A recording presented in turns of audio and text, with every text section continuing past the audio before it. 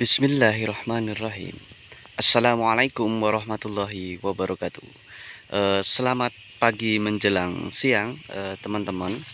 Pada pagi hari ini, saya sedang berada di kebun saya sendiri, ya, untuk melihat keadaan kebun karena sudah sekitar 1 bulan saya tidak datang ke kebun ini karena ada kesibukan yang lain seperti itu.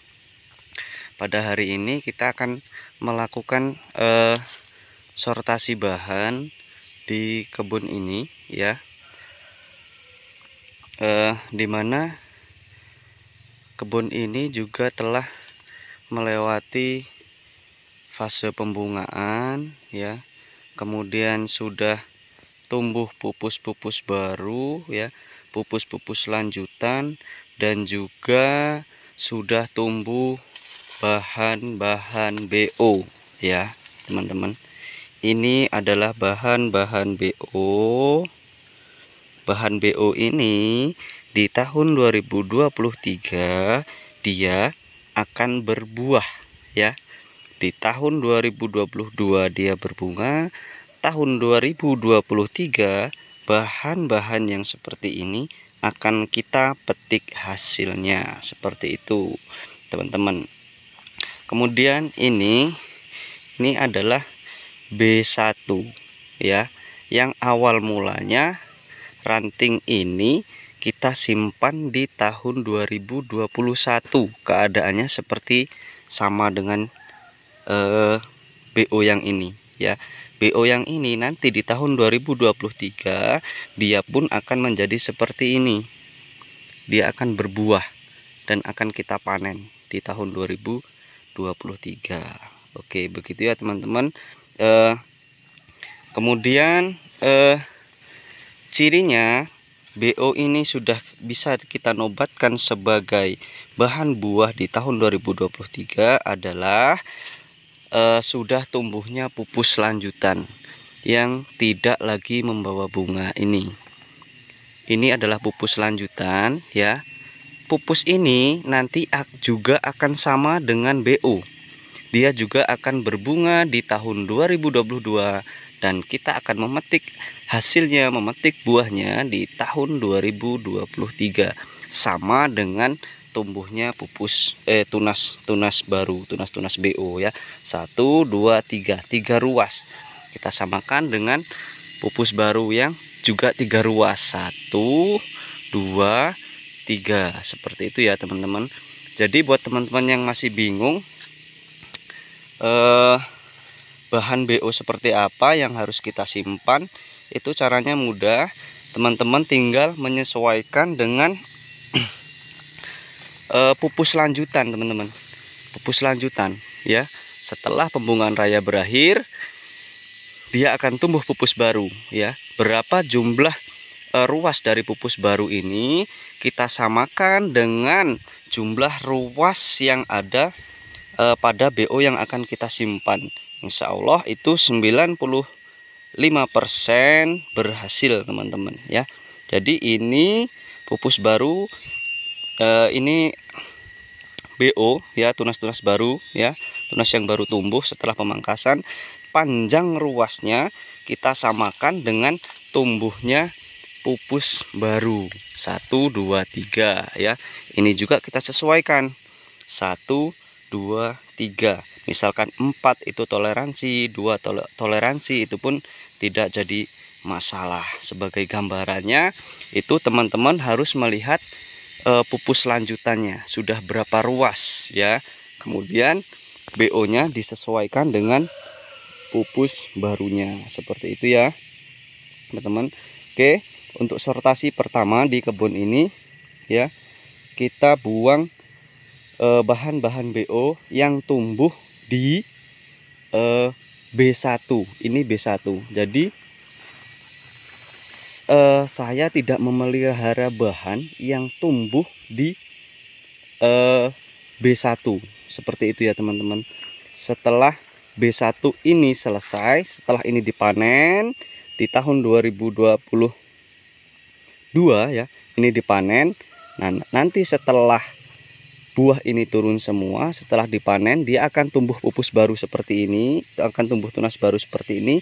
Nah, disitulah kita akan melakukan penyimpanan bahan. Kenapa? Karena B1 ini sangat direkomendasikan untuk bisa lanjut ke B2 ya.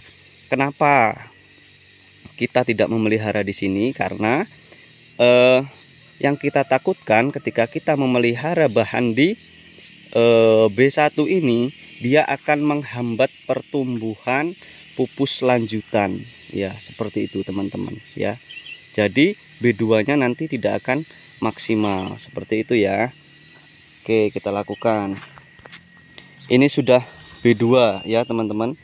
B1-nya itu kemarin, ini ada tumbuh pupus di sini, tapi ini jika kita pelihara karena jarak tumbuhnya ini terlalu jauh dari porosnya, terlalu jauh dari sumbunya, maka ini harus kita buang. Kenapa kok kita buang? Karena kalau kita pertahankan, tetap kita pelihara, dia akan tumbuh semakin jauh lagi dari batang induknya ya. Jadi akan berakibat kepada pohon-pohon kopi kita ya, akan semakin ruwet teman-teman. Kemudian ini juga B1 ya teman-teman, ini kita buang, kita tidak memelihara bahan dari B1. Ini semua kita buang, yang tumbuh di B1 ini semua kita buang, semua kita buang. Oke, kemudian ini kita buang karena dia balik.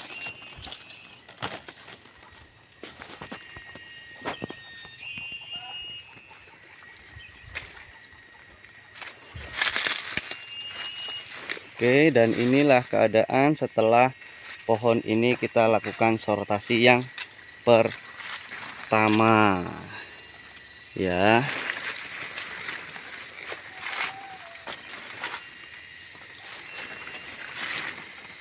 Seperti itu.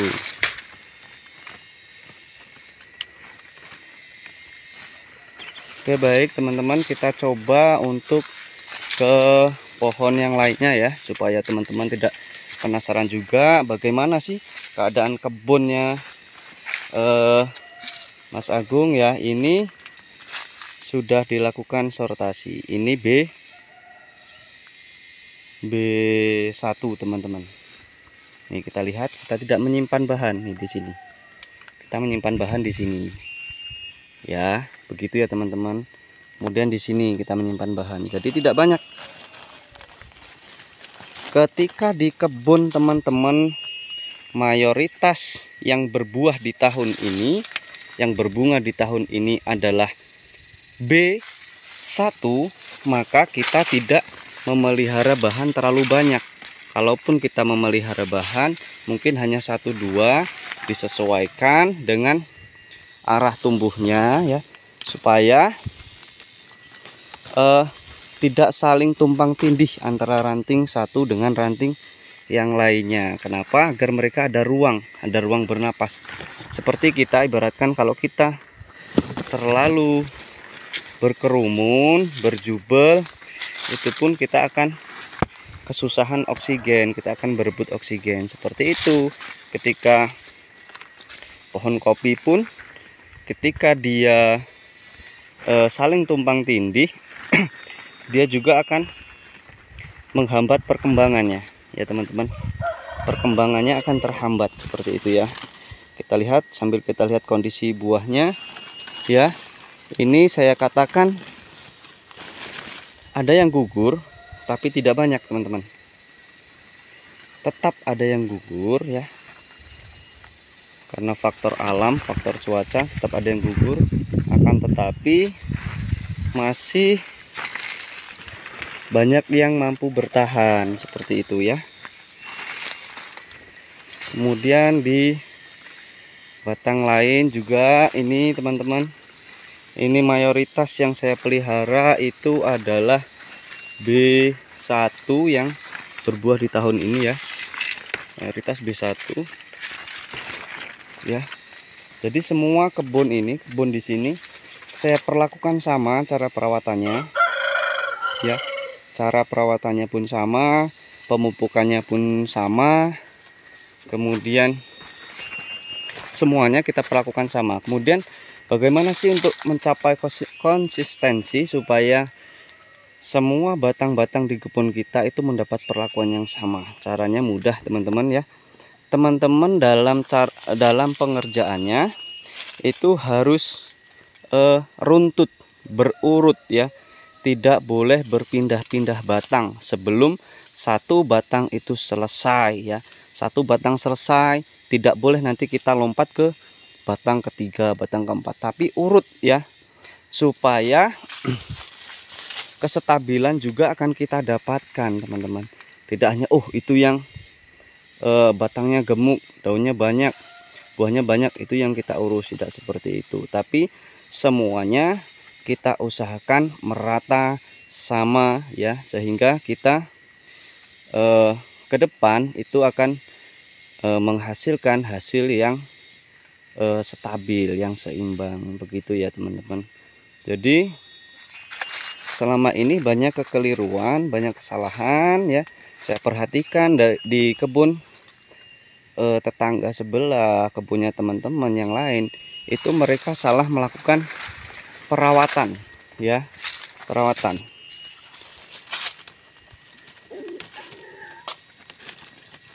Kemudian banyak yang belum paham dengan cara yang tepat untuk menyimpan bahan.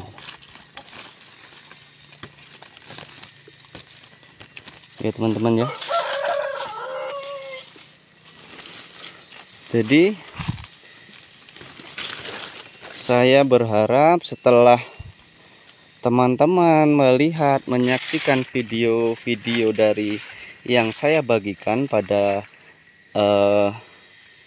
konten AR Channel ya, video yang ada di AR Channel, itu teman-teman tergerak hatinya, tergerak, termotivasi untuk melakukan perubahan menuju ke peradaban baru,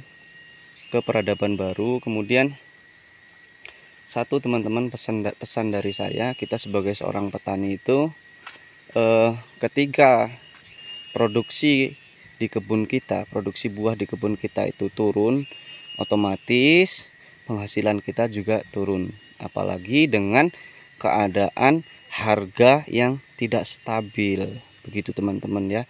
Jadi salah satunya, kalau harga itu kita tidak bisa menentukan kebijakan harga, itu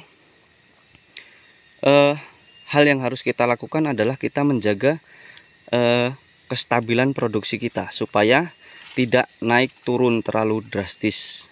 Begitu ya teman-teman. Jadi misalkan turun pun tidak terlalu drastis, misalkan naik pun dia akan konstan ya teman-teman, tidak terlalu signifikan, jadi akan stabil. Begitu teman-teman ya. Sekian video saya pada hari ini. Jangan lupa kita tetap bersyukur karena kita menjadi salah satu bagian dari ujung tombak perputaran ekonomi di negeri kita tercinta ya. Oke, sekian ya teman-teman video kita pada hari ini ya. Saya akhiri, subhanakallahumma rabbana wa bihamdika asyhadu alla ilaha illa anta astaghfiruka wa atubu ilaik. Fastabiqul khairat. Wassalamualaikum warahmatullahi wabarakatuh.